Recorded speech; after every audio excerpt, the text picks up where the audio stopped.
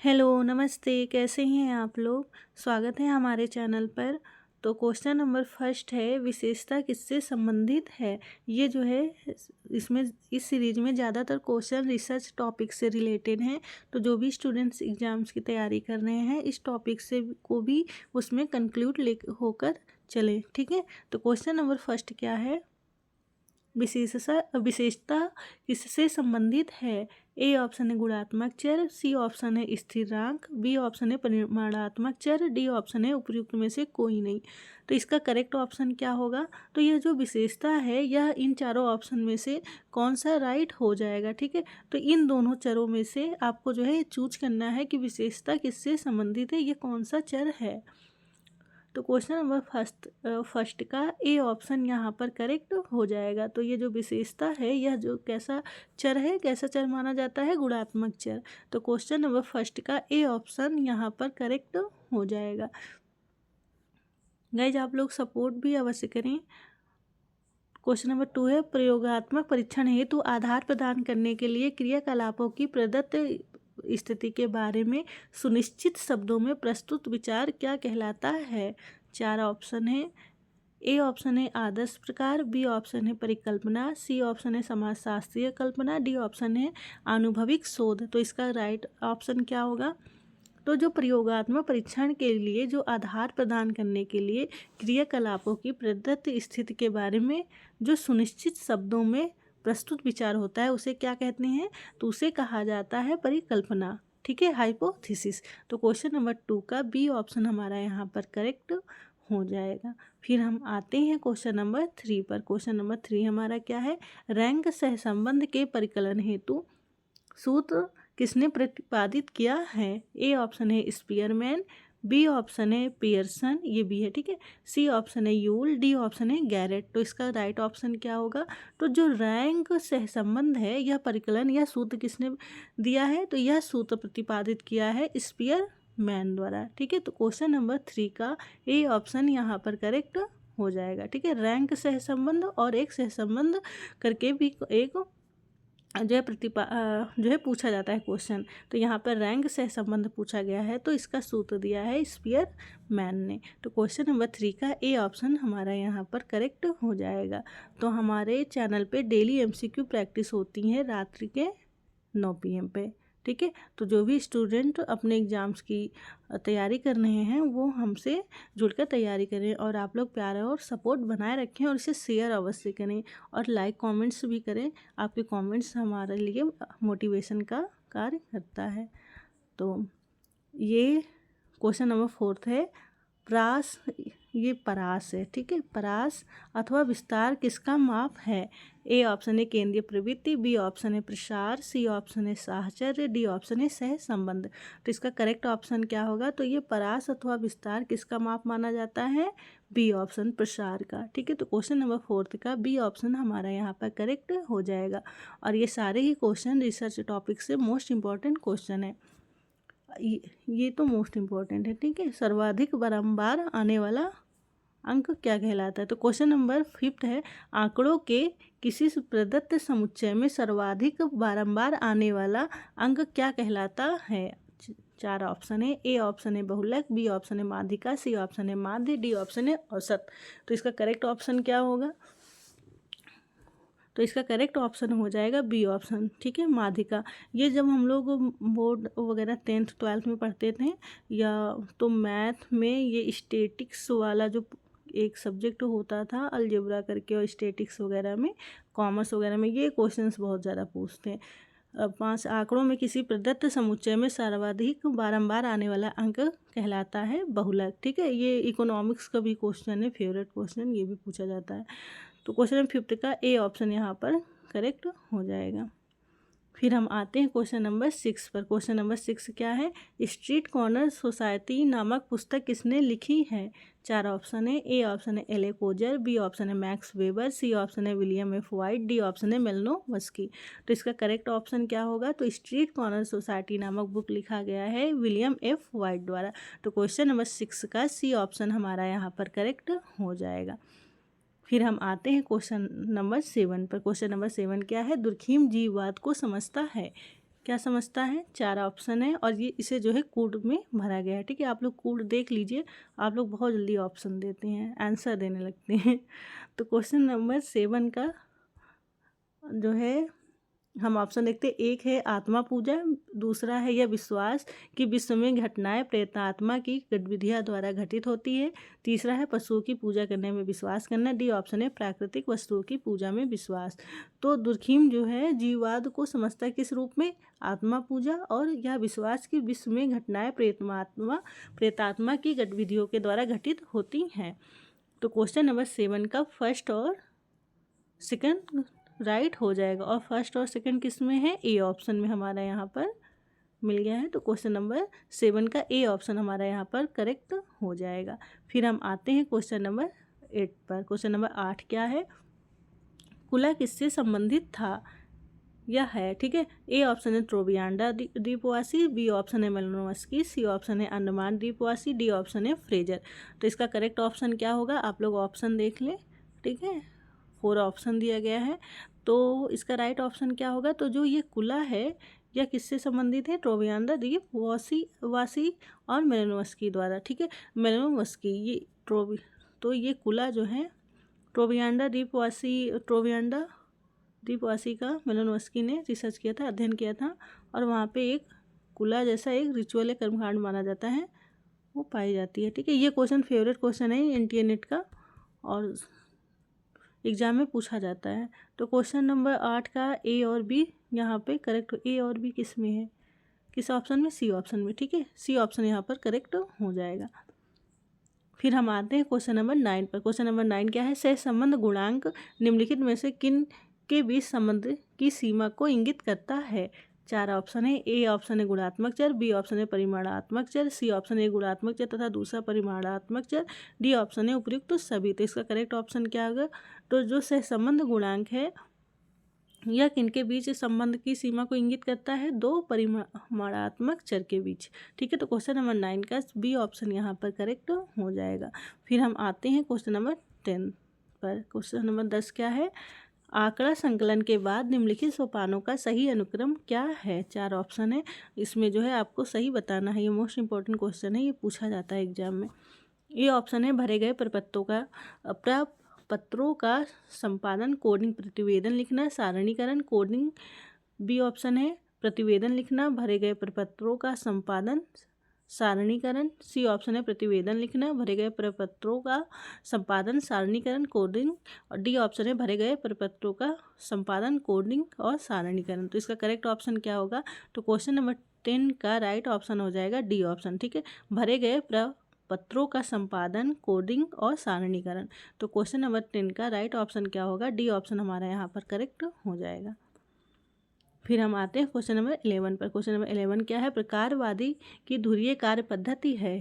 A option है अनुमानिक इतिहास, B option है पुस्तकालय कार्य, सी ऑप्शन है क्षेत्रीय कार्य, डी ऑप्शन है विषय वस्तु विश्लेषण। तो इसका करेक्ट ऑप्शन क्या होगा, तो इसका करेक्ट ऑप्शन हो जाएगा सी ऑप्शन। ठीक है, क्षेत्रीय कार्य। जो प्रकारवादी धुरीय की कार्य पद्धति है यह क्षेत्रीय कार्य पर आधारित होता है। यहाँ पे सी ऑप्शन हमारा यहाँ पर करेक्ट हो जाएगा। क्वेश्चन नंबर 11 का सी ऑप्शन हमारा करेक्ट है। फिर हम आते हैं क्वेश्चन नंबर 12 पर। क्वेश्चन नंबर 12 क्या है, मीड के लिए सामान्यीकृत अन्य तथा महत्वपूर्ण अन्य किसके सृजन करता है। 4 ऑप्शन है, ए ऑप्शन है आई मैं, सी ऑप्शन है ईगो अहम, बी ऑप्शन है मुझे, डी ऑप्शन है सुपर ईगो परा अहम। तो इसका करेक्ट ऑप्शन क्या होगा, तो मीड के लिए सामान्यीकृत अन्य तथा महत्वपूर्ण अन्य किसके सृजन करता है, मी के। ठीक है, मुझे के। तो क्वेश्चन नंबर 12 का राइट ऑप्शन क्या होगा, बी ऑप्शन। ठीक है, बी यहाँ पे करेक्ट हो जाएगा।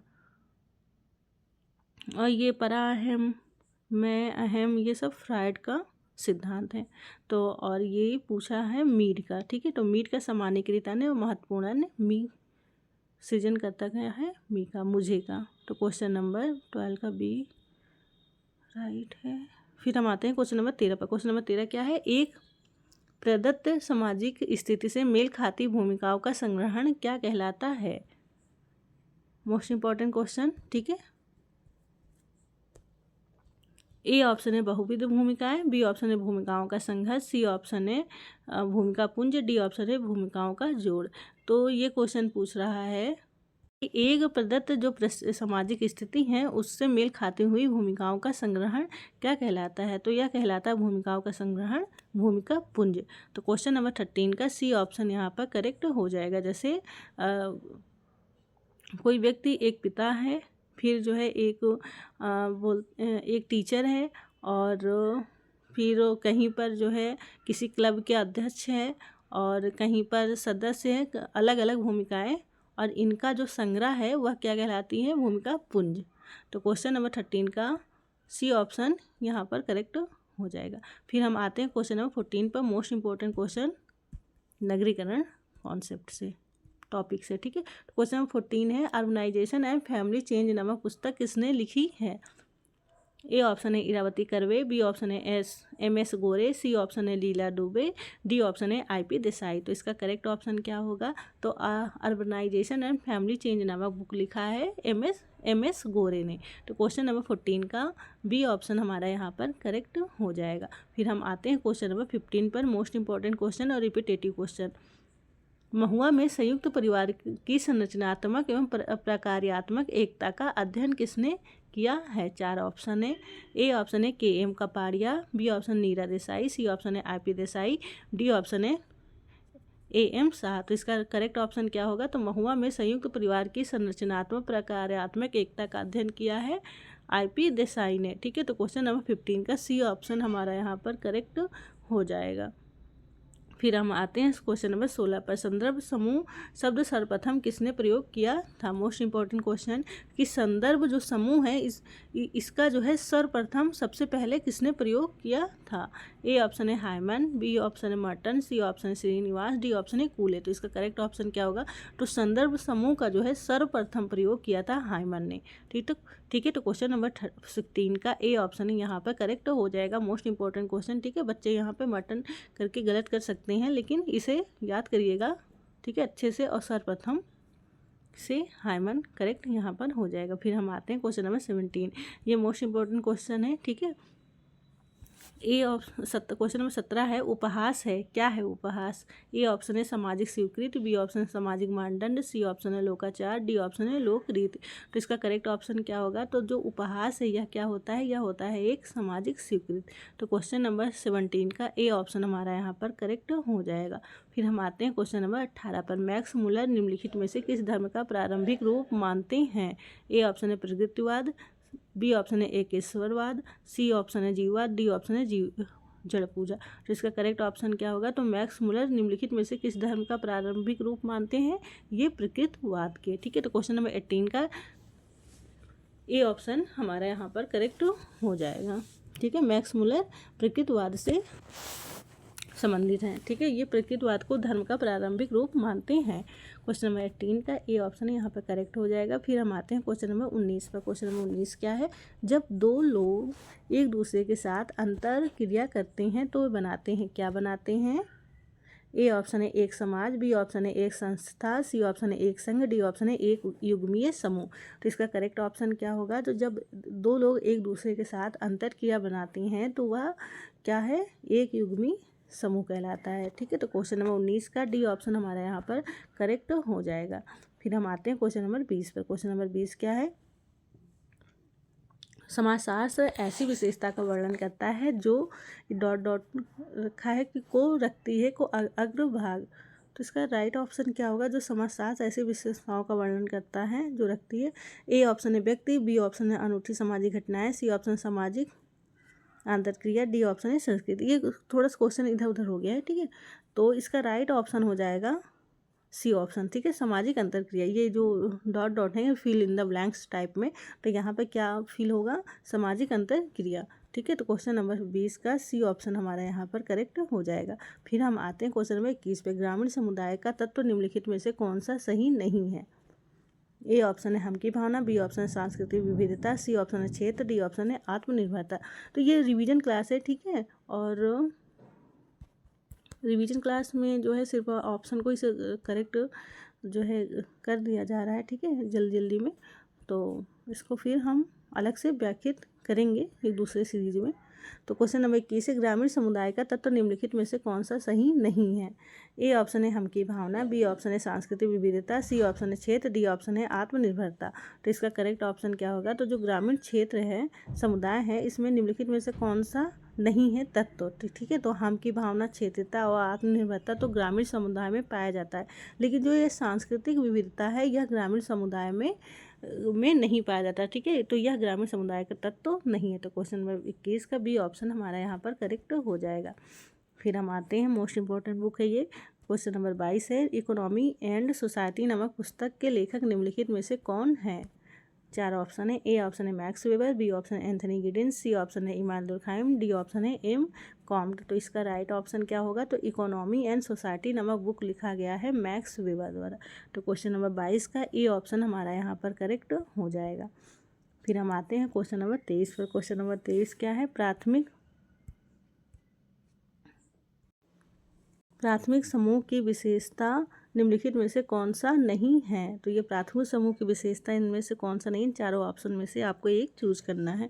तो क्वेश्चन नंबर ए है उन व्यक्तिगत उन्मेष, बी ऑप्शन है दीर्घकालिक उन्मेष, सी ऑप्शन है संबंध अपने आप में लक्ष्य, डी ऑप्शन है संबंध लक्ष्य का साधन है। तो इसका करेक्ट ऑप्शन क्या होगा? तो जो प्राथमिक समूह की विशेषता है यह इनमें से कौन सा नहीं है? संबंध लक्ष्य का साधन है।